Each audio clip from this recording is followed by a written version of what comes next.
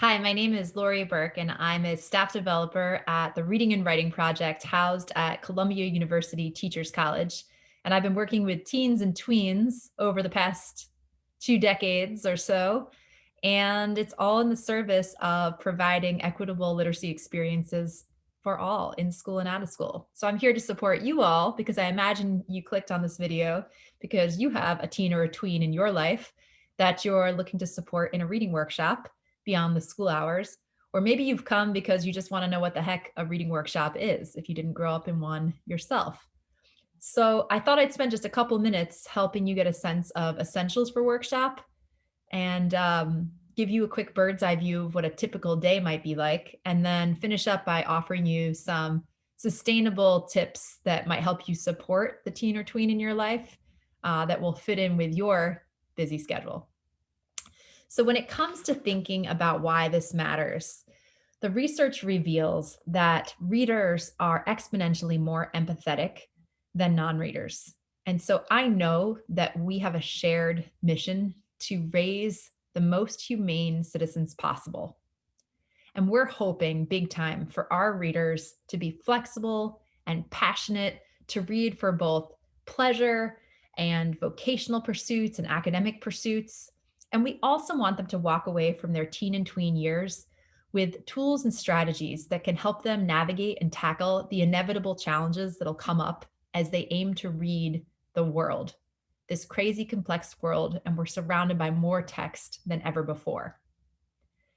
We want our readers to be knowledgeable across a range of subject areas. We want them to be able to read nuanced texts, to be able to read broadly and deeply. So, to kick off, let's think a little bit about what's most important when it comes to reading workshop. The essentials of reading workshop, I hope, resonate for many of you as essentials that are important for anything that we want to get better at that we care about. So, this is all based on Dick Allington's research that for readers to be successful, they need choice. They need to be able to choose the fascinating texts that they want to read, the series, the nonfiction, the fiction, the blogs. And they're also going to need to be able to choose what is most important to think about as they're reading. So, they'll have lots of strategies to pick from, and they're also going to need to be able to choose how to write about their reading so it doesn't do more harm than good, but they're able to capture their thinking while it's hot, either graphically or digitally or in a hard copy notebook. So, beyond choice, they're going to need protected practice time. So, during school hours in a typical ELA class, that's going to look like 25 to 30 minutes. And if they want to get better faster and move up more reading levels and lift in their thinking work, they're going to need practice time at home. So, it would be healthy if readers were reading across content areas about 70 minutes a day. And then they're going to need feedback not after they're done reading, but in the moment. So that's going to look like teachers and everyone supporting them, celebrating their genius, the things that they already come thinking about, and celebrating in a way that they can realize, oh, I shouldn't just do this thinking work in this text. I should do it when I'm watching that TV series with my family at home and in the next book I read. And then also giving them some work that they're ready for so they can try new thinking work as they lift in this experience. And then ways that you can support at home are just to have a sense of how reading workshop tends to go. So a typical day might be they'll have a lesson with a new strategy that's offered or a habit. And it's not the assignment for the day, but an option for them to choose from as they make their individualized, customized work plan. And they think about how many pages am I going to read today? What will I pay attention to as I read based on strategies that I've been taught in the past, along with this new one? And then sometimes they'll read for 30 minutes all in one shot, or the teacher might divvy it up and offer them options to stop and jot or think or talk out what they're on about as they're reading. And then there tends to be a finale where they have a chance to do some collaboration, either in a book club or a partnership after they've self regulated for a period of time.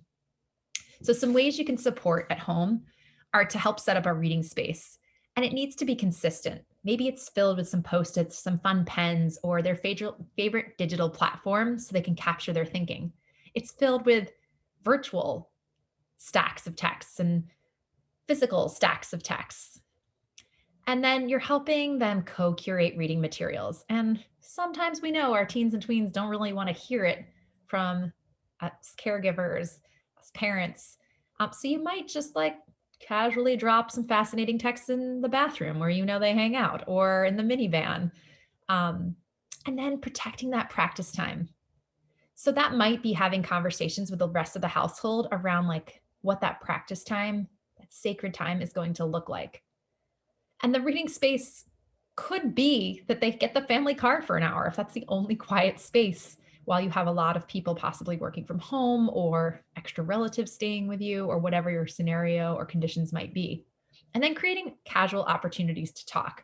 No need to drill and kill reading strategies, but just after watching a family movie or sharing an audiobook while you're driving in the car or watching that favorite sitcom that the whole family's into, you might do some of the thinking work together and talk about what the students are on about in school, even at home. And your best way to kind of get a sneak preview of what that might be is to ask for tours of your reader's notebook so you can see what they're on about and give a little extra practice. Lastly, some of you have come because you're just trying to get a handle on, is my kid doing enough? Are they doing too little? Are they doing too much? And so your readers are readers, the books are levels.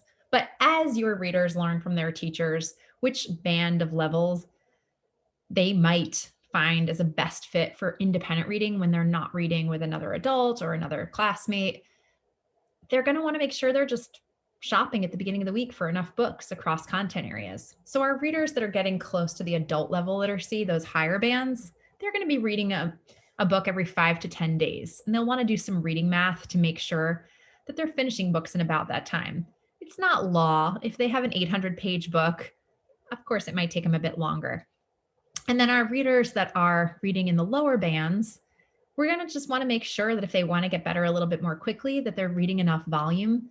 And for example, if they're reading NOPQ, that they're not reading one amulet a week, they're reading 2 to 4. Or if they're in KLM, that they're reading 4 to 6 selections. So I hope this gives you an idea of just the volume that might be healthy for your reader as you learn a little bit more about their level.